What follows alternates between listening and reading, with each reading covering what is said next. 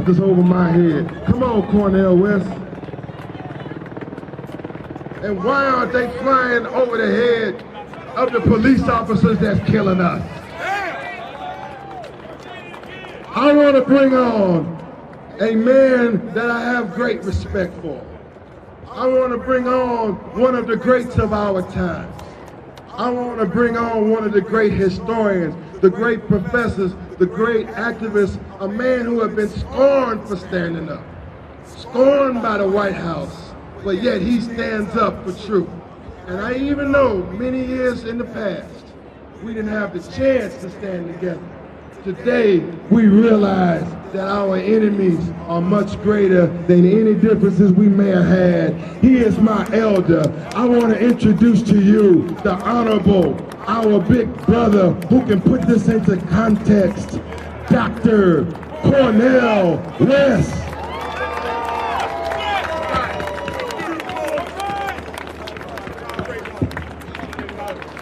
Oh, what a blessing it is for me to be here. Let's give it up. Let's give it up for struggle for freedom still alive.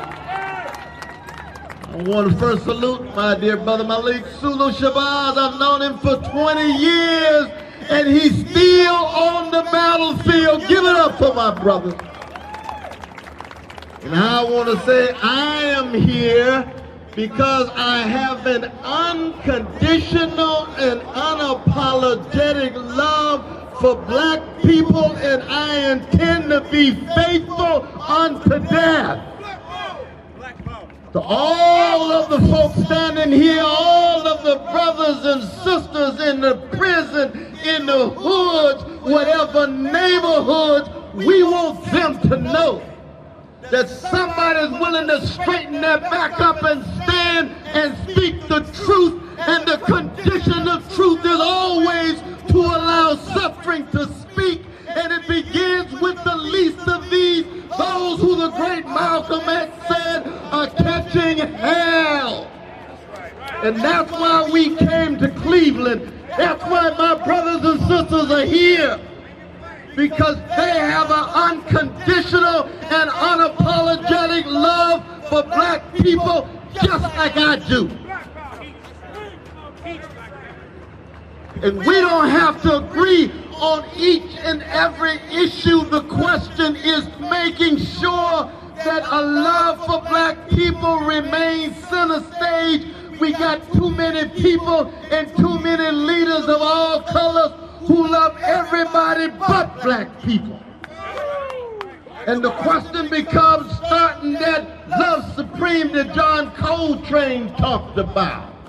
On the chocolate side, and it spills over the other sides too. But if it doesn't start there, the black lives still don't matter. And we're willing to go down in the name of the love of black people, in the name of the humanity of black people, in the name of the spiritual royalty of a Duke Ellington, and of a Count Basie, and of a Prince, and of a Godfather soul named James Brown, and of a queen named Aretha.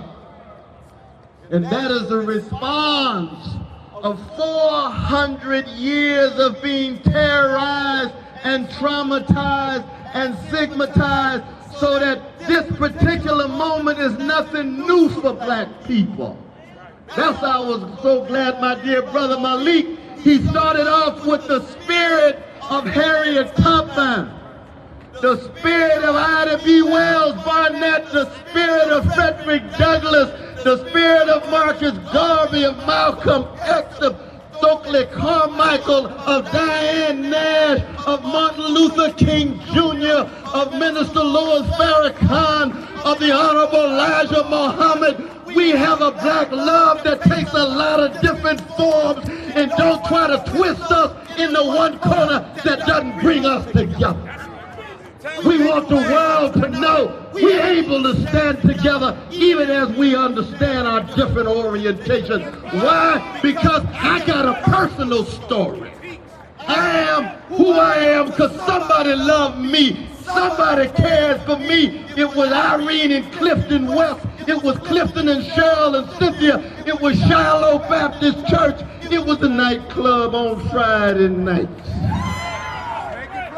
It was Marvin Gaye and Donny Hathaway and David Ruffin and the Hutchison sisters of the Emotions and Maurice White and a whole host of others that go into the making of who we are. And if we don't have the courage to straighten our backs up when our precious sisters and brothers are being shot down by the police and not one policeman goes to jail, then it's shame on our tradition, and let us never allow our ancestors to have to shed tears in their graves because we refuse to take a stand. That's what our coming together is all about. That's why I'm blessed to be here. And my last word is this, because we getting ready to march. We going to the church. We going to keep this resistance alive.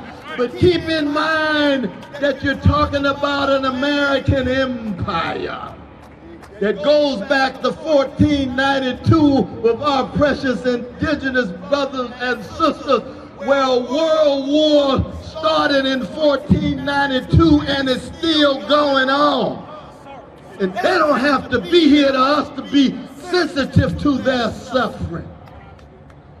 It goes back to a capitalist system where there are workers who are exploited in the workplace, trying to pit worker against worker, so a vicious legacy of white supremacy kicks in and the white workers end up so deeply racist they don't want to come together against the bosses.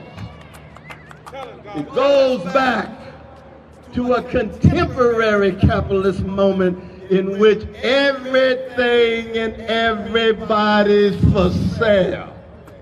And I want y'all to take a look at some black people and brown people here. Not one of them are up for sale.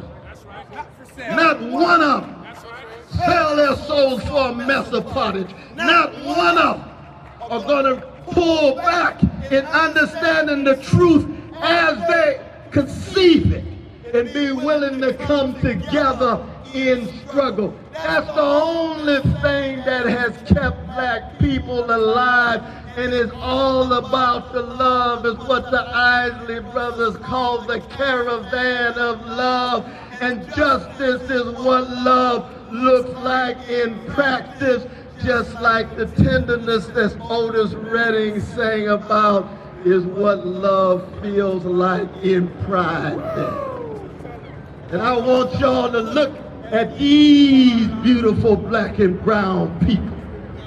Don't miss the tenderness in their hearts and souls.